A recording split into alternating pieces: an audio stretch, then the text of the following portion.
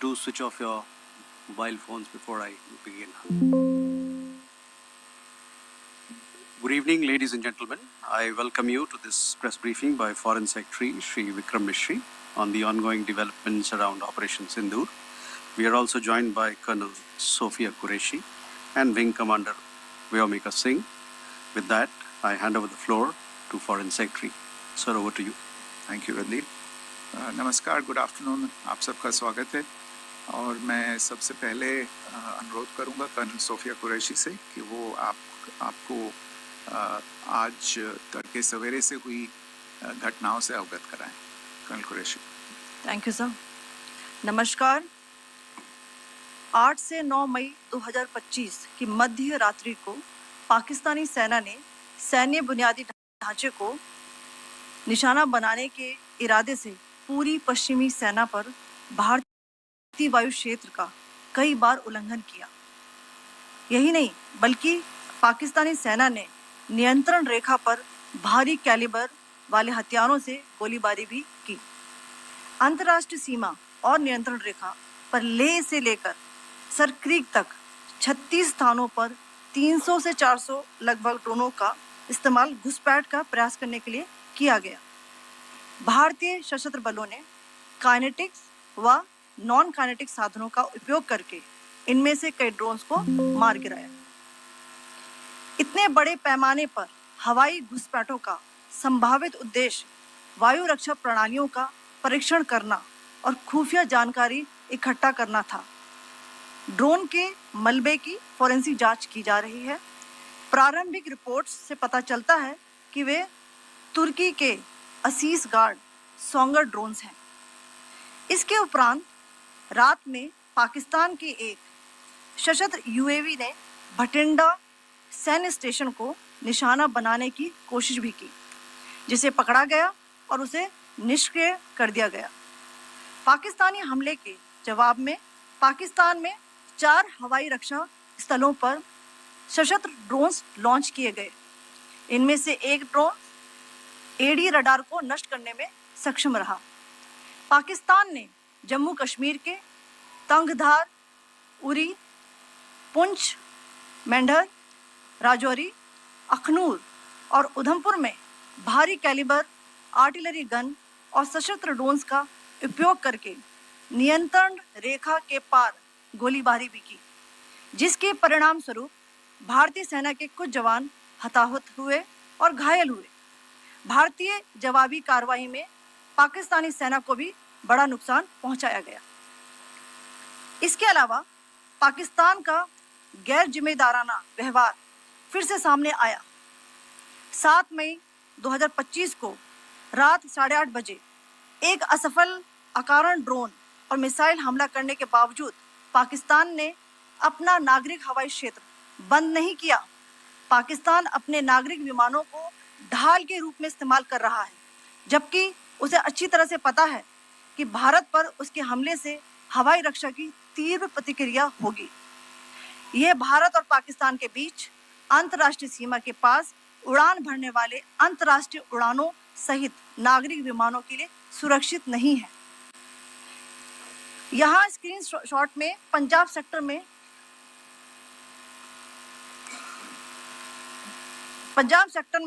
High air defence alert स्थिति के दौरान एप्लीकेशन फ्लाइट रडार 24 का डेटा दिखाया गया है। जैसा कि आप देख रहे हैं यहाँ पर भारतीय पक्ष का हवाई क्षेत्र घोषित बंद के कारण नागरिक हवाई यातायात से पूरी तरह से रहित है। कराची और लाहौर के बीच के हवाई अड्डे मार्ग पर नागरिक एयरलाइंस उड़ान भर रही है। हाई अलर्ट किया गया है विमान फ्लाइनेस एविएशन का एयरबस 320, जैसा कि आप यहाँ देख रहे हैं, जो कि शाम को 5:50 बजे दमम से शुरू हुआ और रात को 9:10 बजे लाहौर में उतरा। ये सारा डिटेल्स आप यहाँ देख रहे हैं, ये डिटेल्स यहाँ लिखा हुआ है। Can you see this?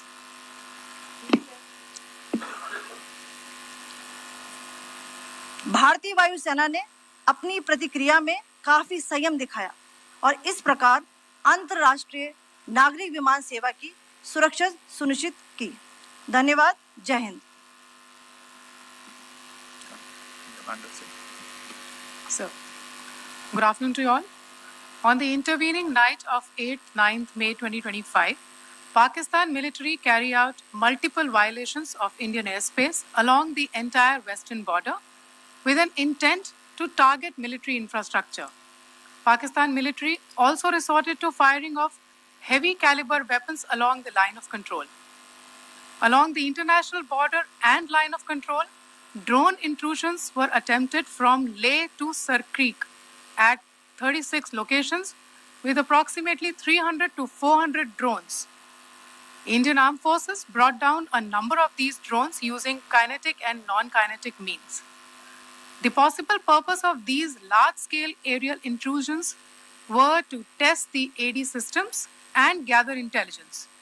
Forensic examination of the drone debris is being undertaken. Preliminary reports suggest them to be of Aziz Guard Songa drone of Turkey. Later in the night, an armed UAV of Pakistan attempted to target Bhatinda military station, which was detected and neutralized. In response to the Pakistani attack, armed drones were launched at 4 air defense sites in Pakistan. One of the drones was able to destroy an AD radar. Pakistan also carried out artillery shelling across the line of control using heavy caliber artillery guns and armed drones at Tangdhar, Uri, Poonch, Mendhar, Rajouri, Akhnur, and Udhampur in Jammu and Kashmir area, which resulted in some losses and injuries to Indian Army personnel. Pakistan Army also suffered major losses in Indian retaliatory fire. Additionally, Pakistan's irresponsible behavior again came to fore. Pakistan did not close its civil airspace despite it launching a failed unprovoked drone and missile attack on 7th May at 8:30 hours in the evening. Pakistan is using civil airliners as a shield, knowing fully well that its attack on India would elicit a swift air defense response. This is not safe for the unsuspecting civil airliners, including the international flights, which were flying near IB between India and Pakistan. The screenshot we just showed and we shall share with you, it shows the data of the application Flight Radar 24 during a high air defense alert situation in the Punjab sector. As you have seen, the airspace on the Indian side is absolutely devoid of civil air traffic due to our declared closure. However, there are civil airlines flying the air route between Karachi and Lahore. Amongst the other civil aircraft that you can see, we have highlighted an aircraft which is Airbus 320 of Flynas Aviation, which was originated from Dammam at 1750 hours and landed later at Lahore at 2110 hours in the night. Indian Air Force demonstrated considerable restraint in its response, thus ensuring safety of international civil carrier.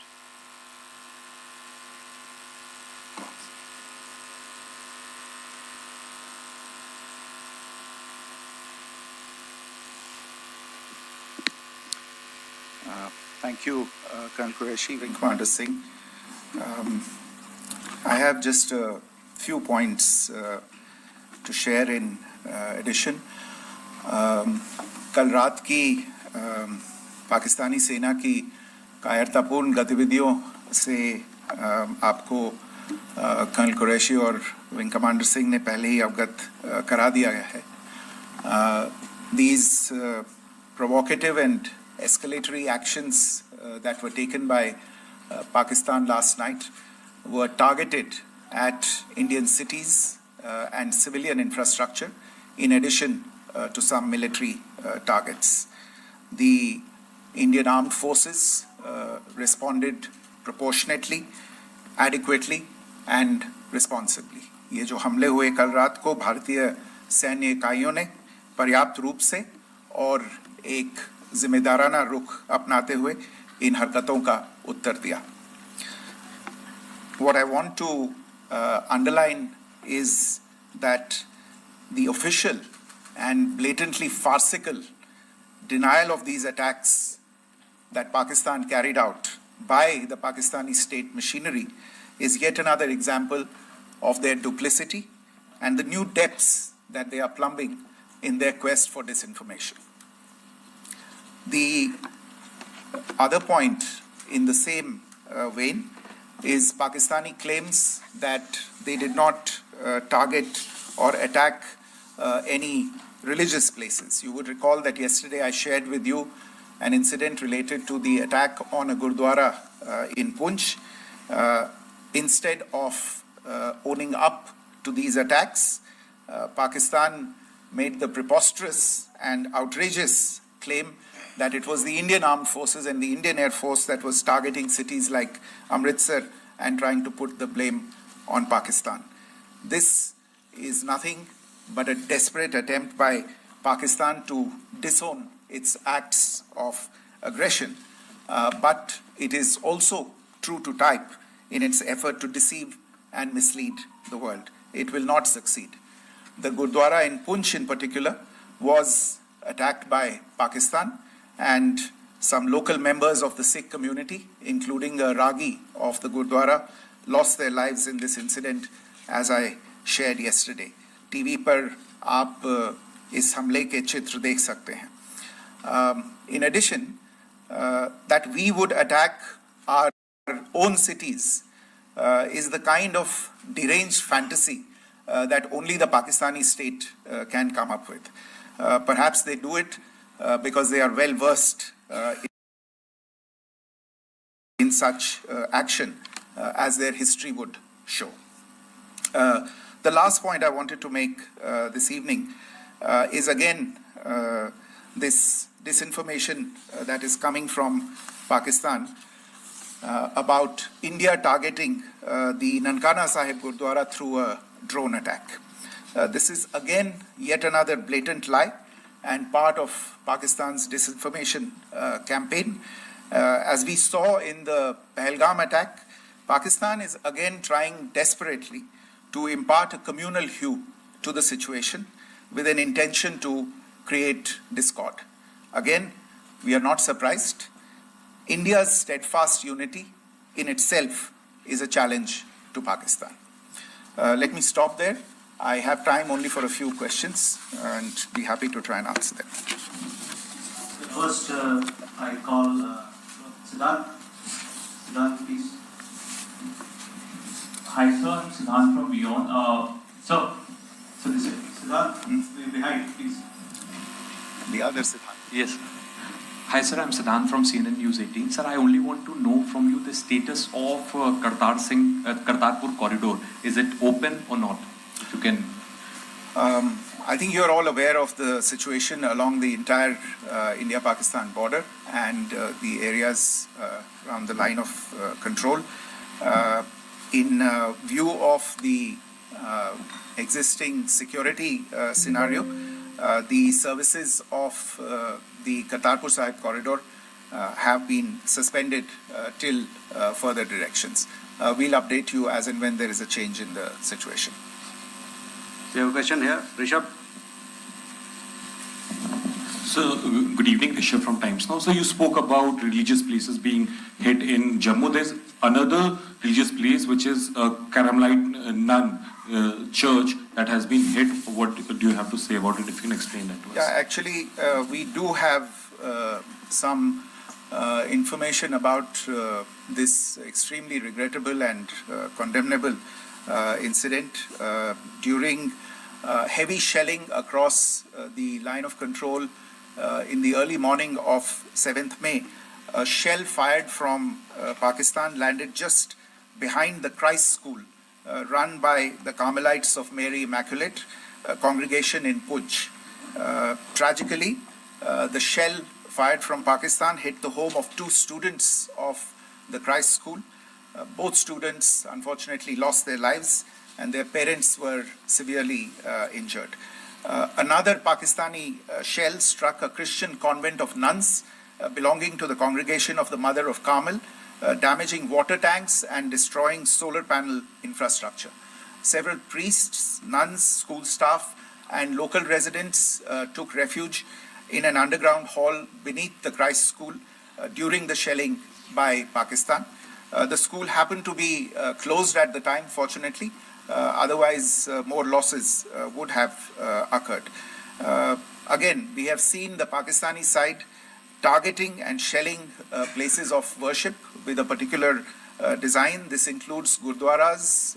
जो टिप्पणी की थी उसकी पाकिस्तान में काफी तीखी प्रतिक्रिया भी आई और उसके बाद हमने देखा कि पाकिस्तान की तरफ से किस तरीके से लेह से लेकर भुज तक पूरी बॉर्डर के ऊपर जो इन्वेजन था वो किया गया। मौजूदा सिचुएशन के अंदर पाकिस्तान के बेल आउट पैकेज को लेकर और पाकिस्तान के इन अटेम्प्ट्स को लेकर आपका क्या असेसमेंट है? और दूसरा ये भी जानना चाहेंगे कि पाकिस्तान की तरफ से ये जो अटेम्प्ट किया गया था उसका भारत ने अभी तक उस तरीके का कोई जवाब नहीं दिया गया है, तो क्या भारत इसका जवाब देगा जो कार्रवाई हुई है बीते 24 घंटों में? देखिए प्रणय, जहाँ तक इंडस वाटर्स ट्रीटी का सवाल है, मैंने कल विस्तार से उसके बारे में इसकी चर्चा की है। Indus waters treaty is in abeyance and as such I have nothing further to add to the decision that was announced by the Cabinet Committee on Security. जहाँ तक IMF bailout का सवाल है, आपको ज्ञान होगा कि IMF की आज मीटिंग हो रही है। हम वहाँ पे अपना पक्ष रखेंगे और जो हमारा मत है इन चीज़ों को लेके वहाँ पे साझा करेंगे दूसरे मेंबर्स के साथ। ये बोर्ड पे निर्भर है कि वहाँ पे क्या निर्णय होता है।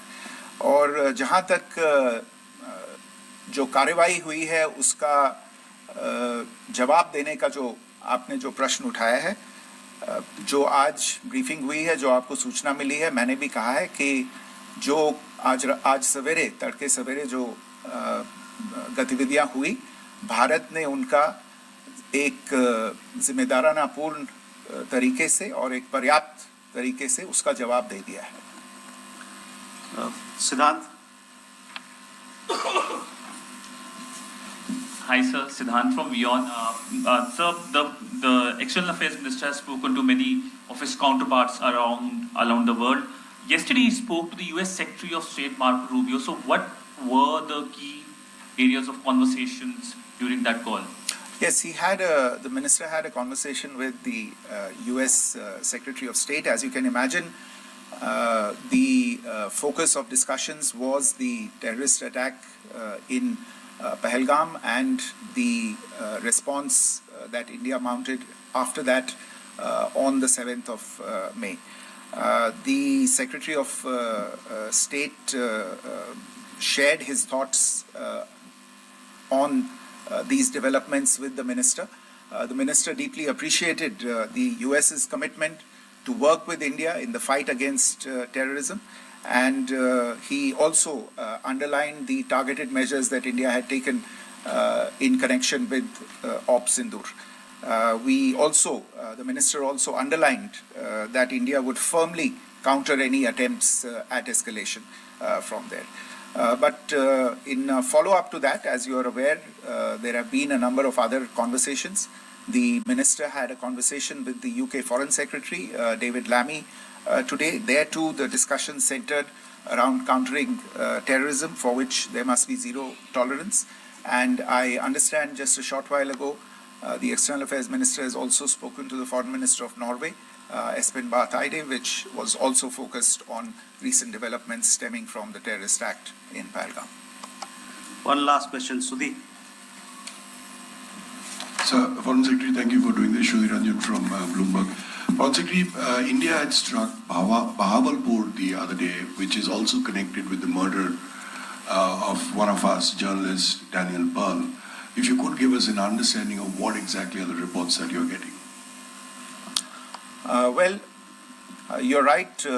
Bahawalpur is the headquarters of the Jaish-e-Mohammed terrorist group that is proscribed by the United Nations. Its leader, Maulana Masood Azhar, is a proscribed individual. It is, you brought up the connection with the tragic death or killing of Daniel Pearl of the Wall Street Journal. The Jaish-e-Mohammed was in some way directly or indirectly responsible for the death of Daniel Pearl. But the real connection is through Ahmed Omar Saeed Sheikh, the British Pakistani jihadi who was held in India but was finally released in 2000, and he was the person who lured Daniel Pearl to his eventually leading to his murder. So these are all obviously connected figures, connected individuals, connected institutions, and the attack on Bahawalpur, on that facility of the Jaish-e-Mohammed in Bahawalpur is, I would imagine, a fitting part of this unfortunate incident. Thank you all. Thank you, sir. With that, we come to the closure of this press briefing. Thank you very much.